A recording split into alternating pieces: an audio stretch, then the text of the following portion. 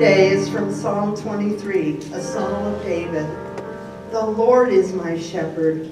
I have all that I need. He lets me rest in green meadows. He leads me beside the peaceful streams. He renews my strength.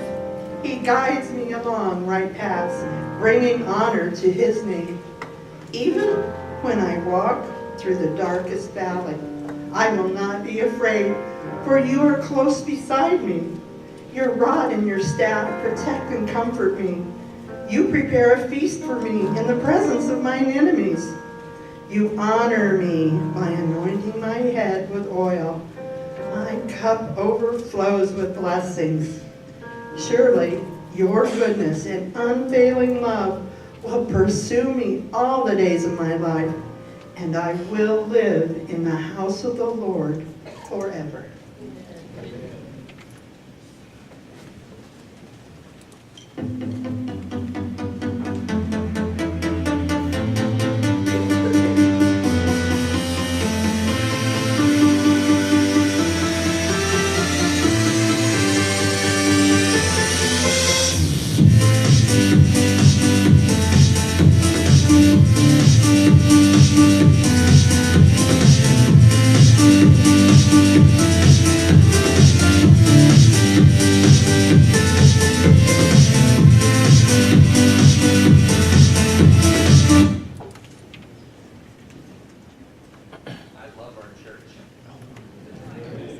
My mic wasn't on, so let's try it again. I love our church. I just, week after week, I look at your faces and just am so thankful to be a part of this church. You know, I was talking with somebody who's visiting us from out of town recently, and they visited once before, a year ago, and they said, I can't wait to go to your church tomorrow. Your church is my favorite church. Because they go to church somewhere else where they live, and I thought they were being sarcastic, and I said, come on, don't make fun of me. They said, no, I'm serious. Your church is our favorite church. And I said, well, why? And I expected them to say, because the speaker every week is so dynamic. You're staying in my house, that better be what you say. And they said, because the people are just so warm. Like I came in for the very first time, and people are so loving, and there's such a real community there. And it's of every age group. You just don't see that. I thought, you know what? You're right on that part. You missed the speaker opportunity. Did you know that many Americans are stressed out? No. The American Psychological Association did several studies on the stress level of Americans over the span of a few years. And they found some results on this that tell us what we already know and what we already see in other people's faces every day. And that we're kind of stressed. On a scale of 1 to 10, the average American stress level is guess what it is? 5. Those of you who said 10, I have some referrals for you afterwards. They said the number one stressor for people over the course of time, it changes a little bit year to year, but one of the biggest ones consistently is money. Also, it doesn't surprise you, does it? 3/4 of the people are somewhat stressed about money all the time. 25% of people are very stressed all the time. You get to the point where you just wonder if it's going to be enough, and that anxiety tends to eat at you whether you're thinking about it or not. And it varies a little bit. The stress levels tend to be higher if you are a parent, if you are a female, if you are in a lower income bracket that's considered lower than average, or if you're a millennial. All those stress factors seem to be a little bit higher. So if you're a female parent millennial, you're probably pretty stressed, statistically speaking. And wondering, am I going to have enough? Am I going to have enough for me? Am I going to have enough for my family? In the words of Carl Sagan, extinction is the rule. Survival is the exception. We live with the pressure of being in a world where it's hard to make ends meet. It's hard to get by. even if you do today, what makes us sure that it will happen tomorrow?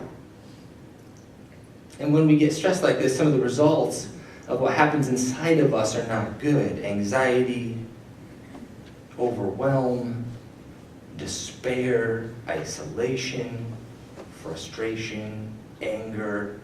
This is what crops up. And you know how we respond to it? We tend to respond to it by doing things that really don't make us any healthier. We respond to it by, millennials anyway, who are stressed, they say over half of them say they watch more than 2 hours of TV per day to de-stress. Surfing the internet is one of those common ways. Almost half of a very stressed population says they deal with stress by eating. And you know they're not running to the fridge getting carrot sticks.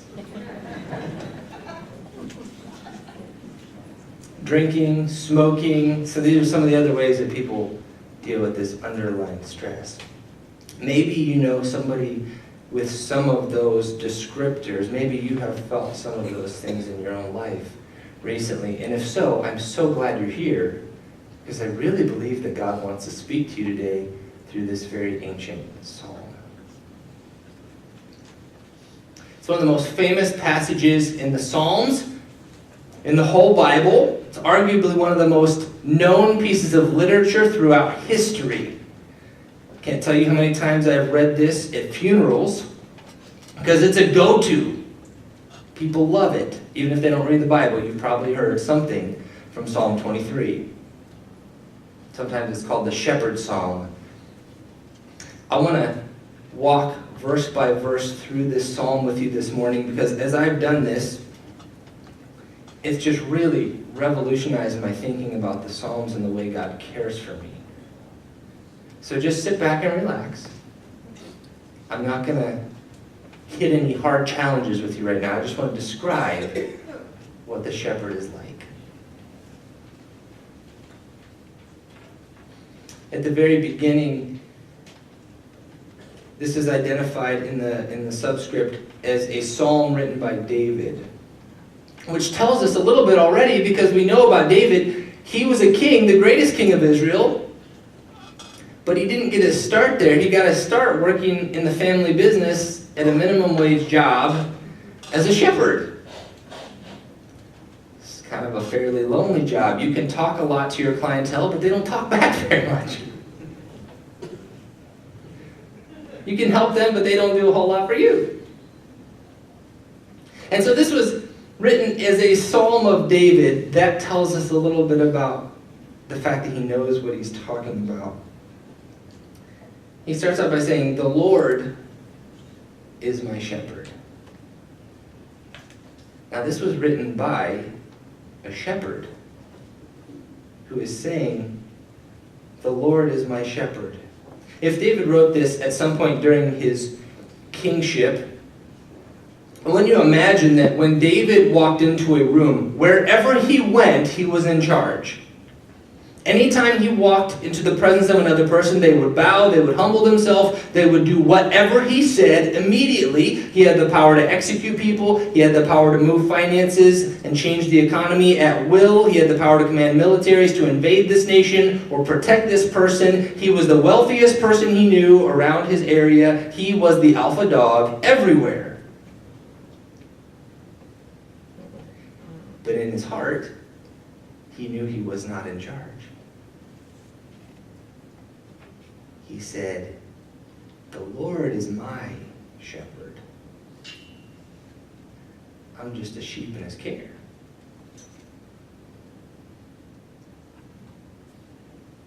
What a great heart. He knew that when a sheep belonged to a shepherd, the shepherd was in control, and the shepherd marked his sheep. You were a part of that flock for good. You didn't get to trade or, get drafted by another shepherd if you didn't like this shepherd's pace. You were part of that flock. And throughout history, people have had different ways of branding or marking their flock or their herd. Sometimes they'll take a hot branding iron and put their brand symbol on their sheep. Sometimes they'll put a tag in the ear or a tag or a mark. Sometimes people do fancier things than that. But in olden days, when they didn't have some of that technology, what they would do is they would cut a particular shape in the sheep's ear. It was kind of painful at first, but it was a way to look at the sheep and identify which sheep was which, whose was whose, because of the special cut mark. When you're marked by a shepherd, you can't undo that. You're part of that shepherd's flock. You belong to him.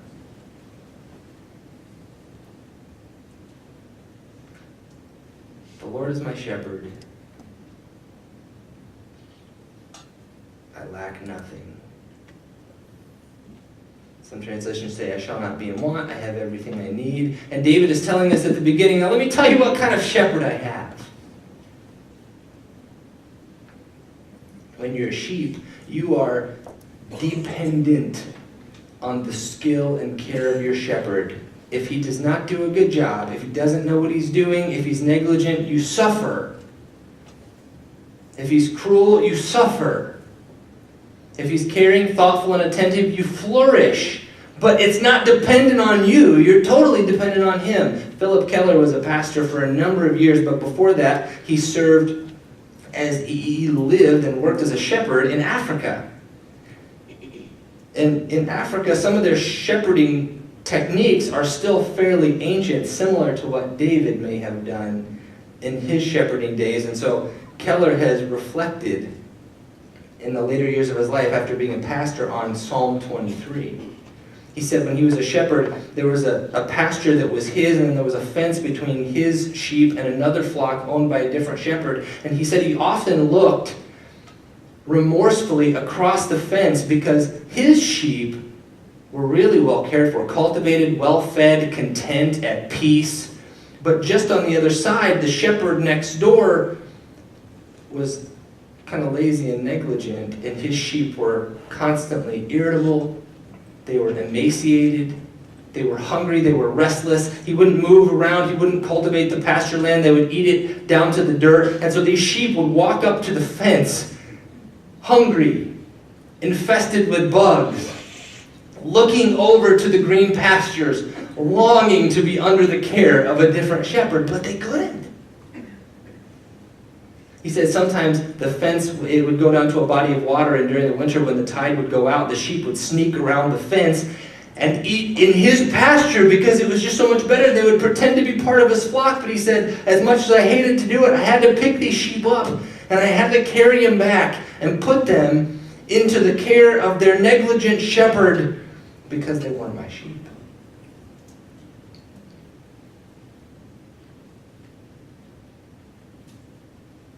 The Lord is my shepherd. I have what I need, David says. He makes me lie down in green pastures. Two things about this verse. One is the green pastures. You know, to sheep, this is like a buffet. It's an all you can eat. A green pasture this is all I need. I can eat and eat and eat in the green pasture. And green pastures didn't come very often. They didn't come by chance in David's region. It was actually quite dry and arid. So to find a truly rich green pasture, the shepherd would actually have to cultivate it himself. He'd have to clear the land. He'd have to plant the seed. He'd have to make a method of irrigation, which was sometimes very costly and time-consuming, and make sure that pasture was actually developed for more than a year in advance so that when the sheep moved to that pasture land, it was green and flourishing. Now, as a sheep, you're just chomping. You're not thinking about that. There's no sense of gratitude for all the shepherd has done years before you come to take that bite that has set the groundwork for your flourishing. Green pastures are an all-you-can-eat buffet for a sheep. The lying down part. Sheep are grazing animals. They're usually on their feet and they're often moving. To lie down means several things have to be in place. One of them is they're not afraid. Sheep and most animals don't lie down when they're afraid. If there's a predator, if they're not secure, if they're not safe, they will not be in a restful state. They'll be on high alert. You've seen your dog. What happens when somebody comes and bangs at the door at night? Your dog doesn't just go, oh. They're on high alert. In order to lie down, it means a sheep is not hungry. It's not worried about where the next meal's coming from. It's not grazing and moving from place to place looking for a greener pasture. It's got what it needs, and it can actually rest in the trust that I'm fed and I will be fed again. In order to lie down, a sheep needs to be free from pestilence and bugs and all the irritants that can keep it going crazy. In order to lie down, a sheep needs to be at peace within its own ranks. You know, sheep have a sort of pecking order, like chickens have a pecking order. They establish who's first in line, who's second, who's third, who's last.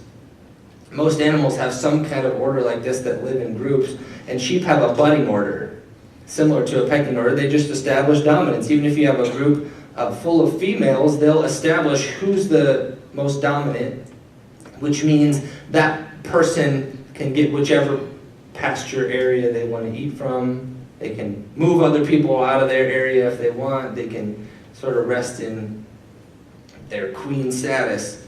And so sheep will do this to each other. Bigger sheep, if they see a smaller sheep eating in an area, or they just want to mess with them, they'll run up full speed and butt them, knock them down. And as you can imagine, this does not make for a secure place for the other sheep. If you're not the big one, it's hard to put your guard down. Keller said that he would often see his sheep establishing the budding order. But he said whenever he saw it, he would just simply walk into the presence of the flock. And when they saw him, their shepherd, they calmed down. They stopped fighting over dominance. The presence of their shepherd put them at peace.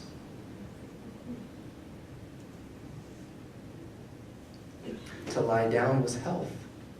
To be frantic, restless, moving, jittery, unsettled would cause anxiety, would cause weight loss. Sometimes it would cause premature birth, losing the lambs. But to rest meant health, good digestion, happy sheep.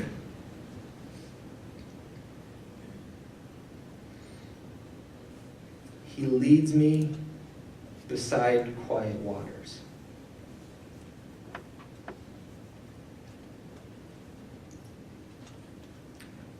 In the sheep's life, sheep, like most animals, are primarily water. They're about 70% water in their composition. And to be at a lack of water, just like every other animal, means that they start to deteriorate. Some of their water comes from the dew of the morning, but that's not a lot of water. So to find a pure water source was a real treat. Sheep, if they don't have a pure water source, will resort to any water source, even if it's a puddle or a murky little cesspool or a pond. And the problem with this is if they don't get good water, they'll drink whatever's available. And if they drink whatever's available, it's often dirty, it's got urine or other waste in it from other sheep or the flock or different animals, and it often has parasites. So while they're drinking, trying to satisfy their thirst with water, what they're actually doing is taking in parasitic organisms that are going to cause them a lot more harm later. So a shepherd would know where to find the good water sources, would lead the sheep to those water sources regularly enough that they could drink. And to drink wouldn't cause harm. I can't help but think of Jesus in John 4 when he says, I'm the living water. When you come to me, you will never thirst. It doesn't mean the thirst will go away. It means you won't have to wait in the longing of being driven to thirst. It means you won't have to go find other things in life that kind of tickle the satisfaction of being well-watered, but actually cause more problems in your life once you've taken them in. It means you'll have a pure source for your soul's needs again and again and again. It'll come from inside. You won't have to go find it. I'll be right with you.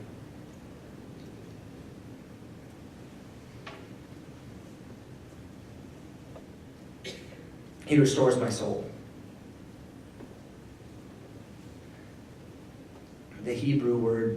restores here, shuv, is translated a couple different ways, but it could mean to bring back, restore, make right, or return.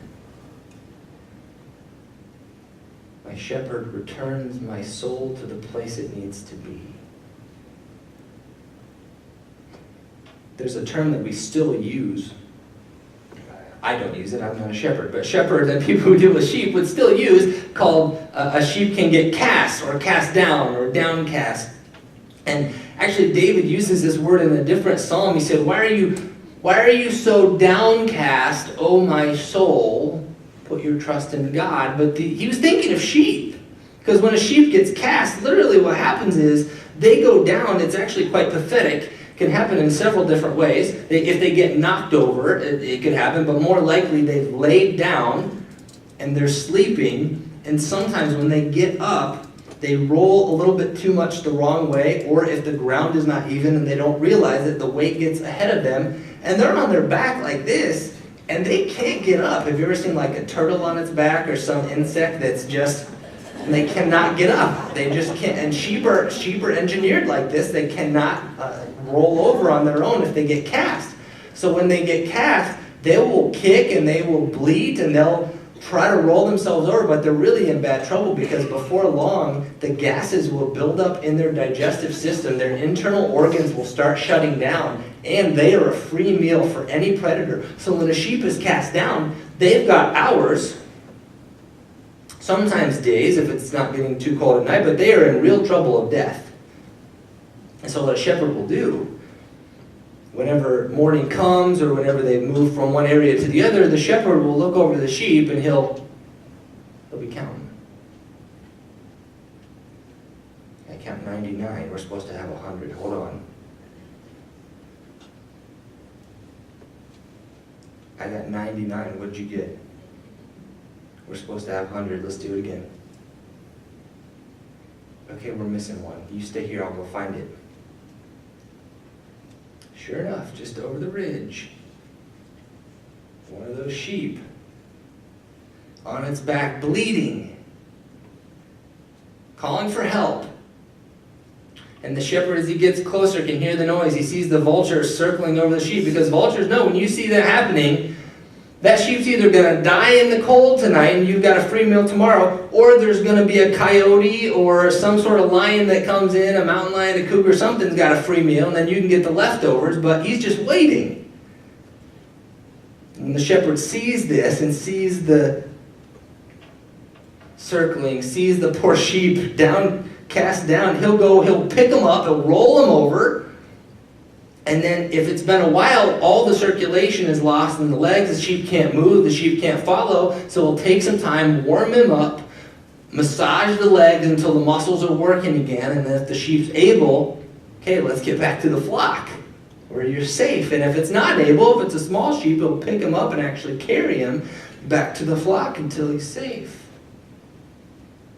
The Lord notices when my soul is down, whether or not it's my fault. He comes to my rescue, and he picks my soul up, because I couldn't pick myself up. It's interesting, isn't it, that even if you're part of the flock of the Good Shepherd, and even if it's not your fault, his sheep can still get cast down. But someone will come for you.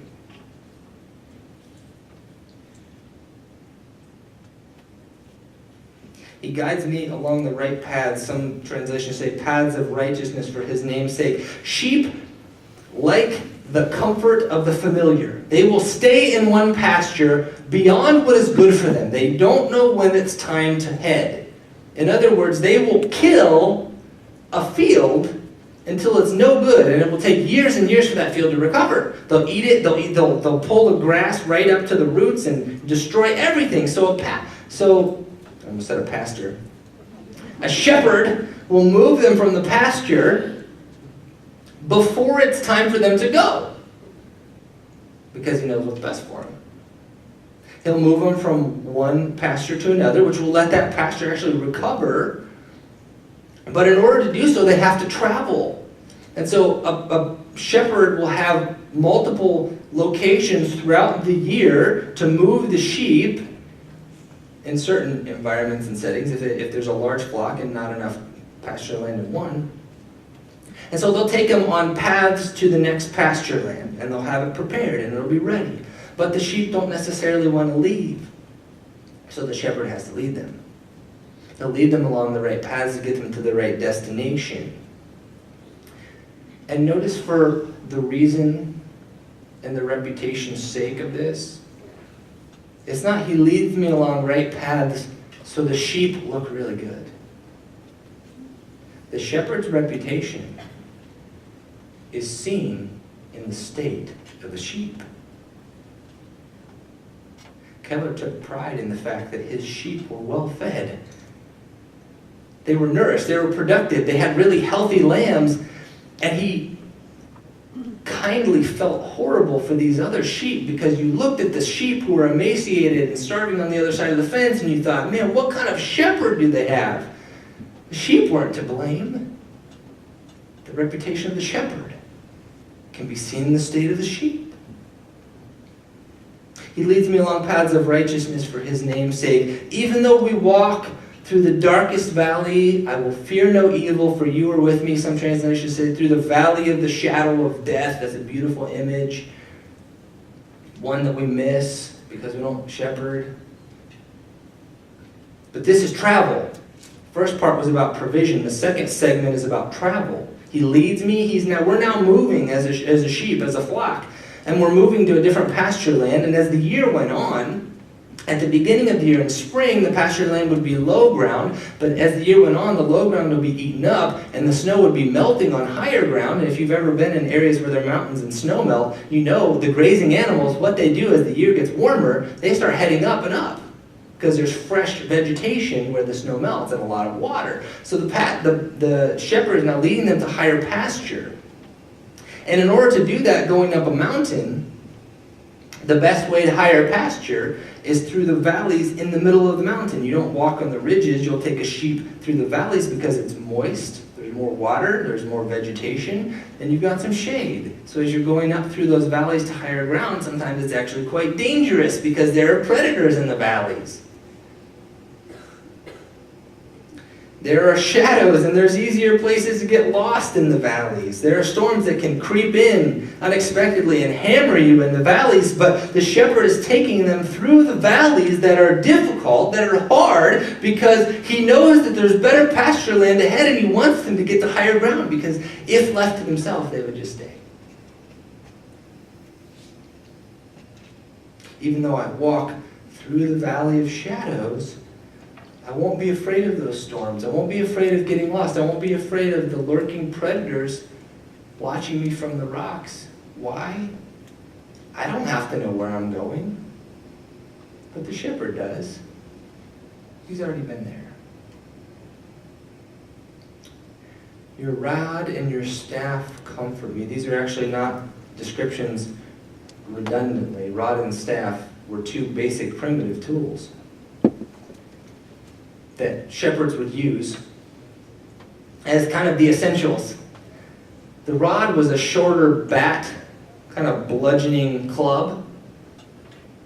And a shepherd would use a rod for two primary reasons. One is when the predators did get bold or there were cocks sneaking in at night, this wasn't cowboy days. They didn't have a 6-shooter on their hip.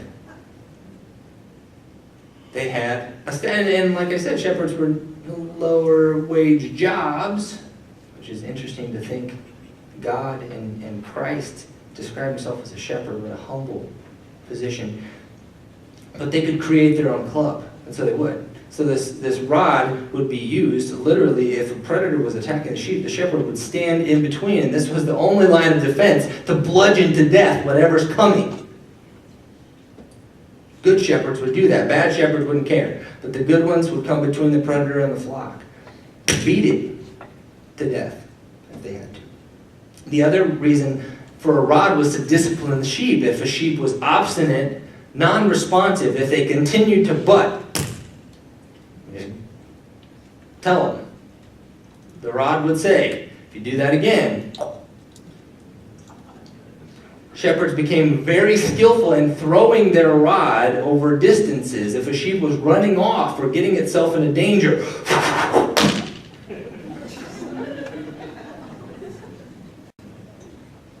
the rod represented power and authority.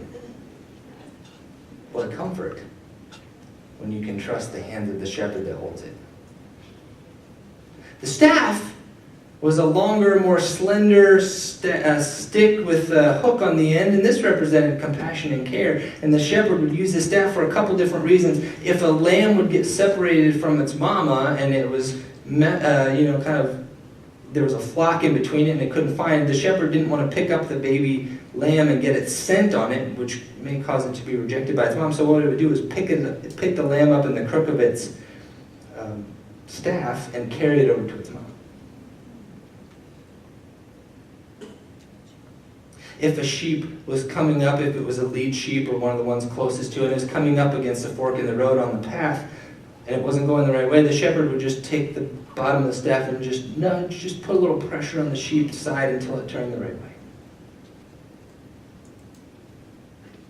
Keller even said one time he saw a shepherd that had a close relationship with the sheep, and certain sheep were very connected with their shepherd, and the shepherd would use his staff and just gently put it on the side of the sheep, just as an affirming contact, just to let you know, hey, you're special to me.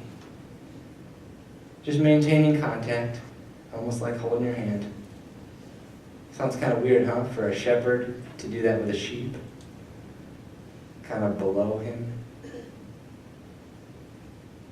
You prepare a table before me in the presence of my enemies. Now, some scholars say that David has switched into a different metaphor here. We're not talking about shepherding now. We're talking about some sort of hosting or hospitality metaphor, which might be true. Keller disagrees. He sees this whole passage as a year in the life of a shepherd. And so setting a table before me, he sees as a very particular part of a shepherd's year. As they move to higher ground throughout the year, some of those higher pasture lands would be peppered with poisonous plants.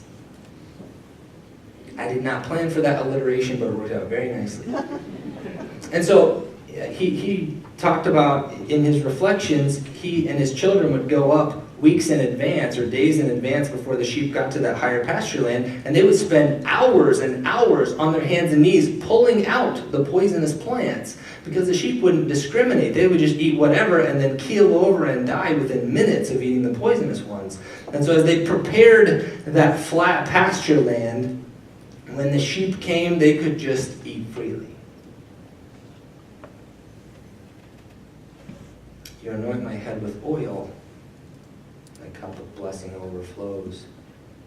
One of the problems of higher pasture land in the summer, and again, if you've lived in mountainous regions in the summer when things start to come alive, oh boy, everything comes alive. All kinds of insects and pests that you wish you could just destroy systematically because they make you mad.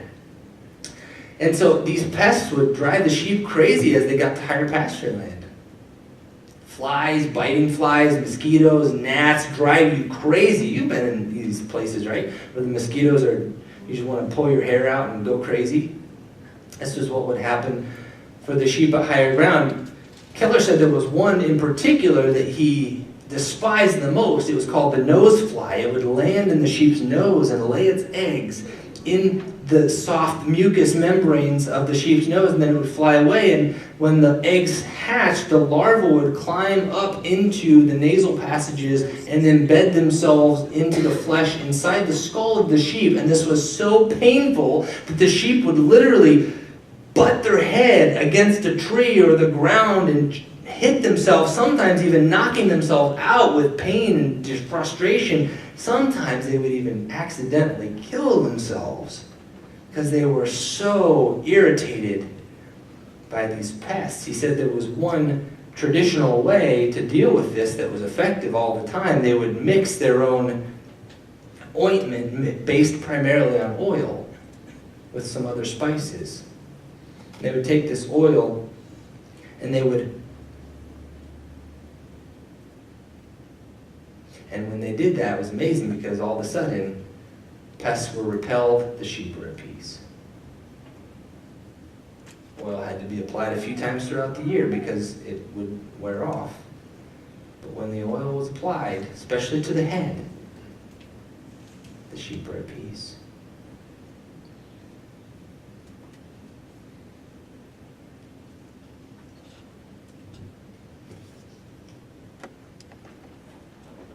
Now we switch direction again. We have provision, then we have travel, all the way up into higher ground. And the continual provision as we travel, but then at the end it's like it switches on us. And he says what? Surely your goodness and love will follow me, literally pursue me, all the days of my life, and I'll dwell in the house of the Lord forever. Up until now the shepherd has been leading. And now it's as if David is saying, but your love follows me anywhere I go, wherever I run, wherever I roam, wherever I fall, wherever I get cast down, no matter what I do, your love and goodness and faithfulness will find me. And I know that I'm a part of this flock inextricably forever. The great thing about this psalm is that it mostly describes what God does and who he is.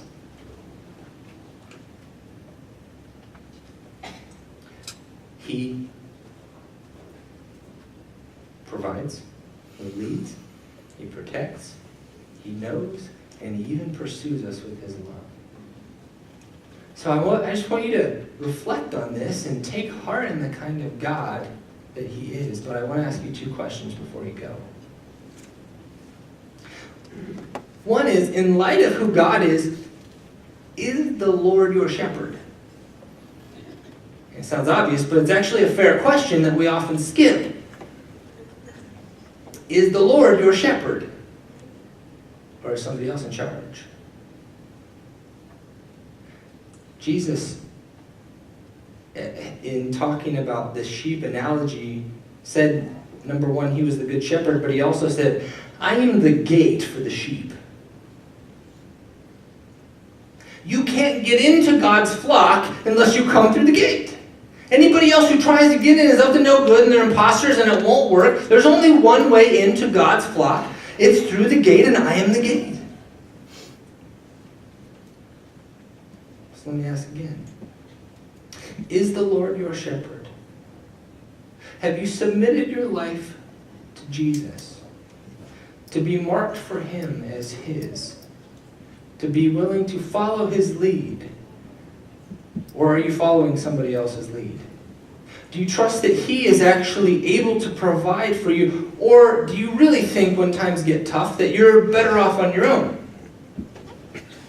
Have you come through the gate? Because we don't start in the flock, we start out of the flock. If we don't come through the gate, we're still out of the flock. Jesus desperately is inviting us, finding us, pursuing us in, but we have to come through the gate. So, is the Lord your shepherd? Or have you been doing what those other sheep do? You'll come across the fence a little bit, nibble on the green grass, and then go back.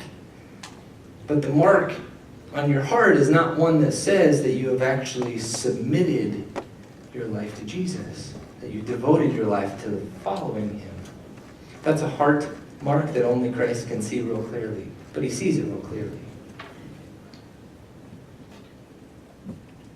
If you've been standing outside of the gate or on the other side of the fence and tiptoeing over now and then, maybe even coming to church, maybe even look just like the other sheep, but the shepherd knows the mark of your heart. Wouldn't it be a tragedy for him to have to pick you up and say, I'm sorry. I know you like the grass, but you're not my sheep. You didn't come through the gate. Don't want to leave an opportunity unmet for you to come through the gate today if you've been standing on the other side of it. In just a moment, I would love to pray for you. If you'd like to come to Jesus and say, hey, Jesus, I want to follow you. I've been leading my life, or something else has been leading it, but I want to give it to you and follow you. Would you be my shepherd? Second question is this. If the Lord is your shepherd, How are you following him?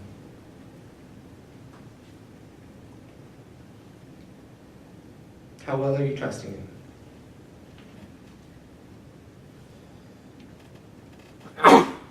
Do you have all of the symptoms of aggravated, pest-bothered sheep who are stressed, who are worried about their place in the rank, who are anxious about where the next pasture land is going to come from, who are not sure, so unsure about the unknown territory that the shepherd leads them into, that they don't want to follow? Or are you trusting him then when the valley is dark? And when you see the swarm coming at you, are you trusting him then? When you see the predators lurking on the hills, but yet we're still going in that direction? Really, shepherd? Are you trusting him then? What about when you're getting butted by some of the other sheep? Can you hang in the flock and trust the shepherd will be there?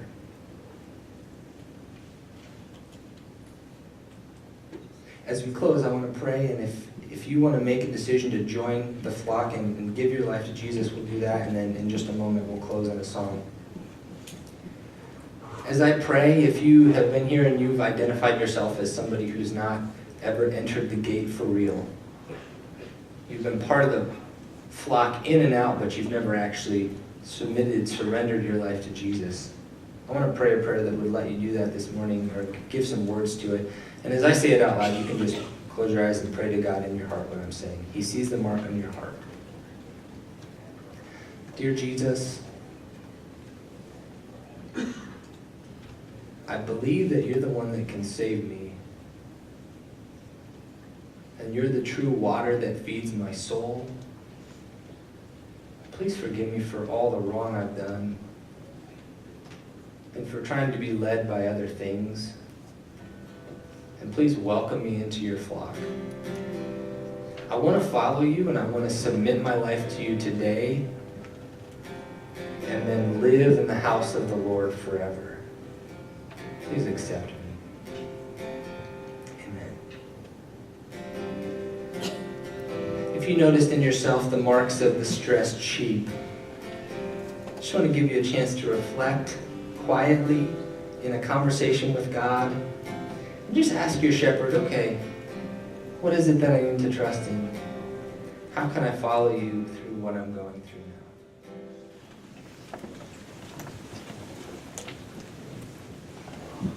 now? I hope you feel his peace and trust in him this week. I have a couple requests before you go.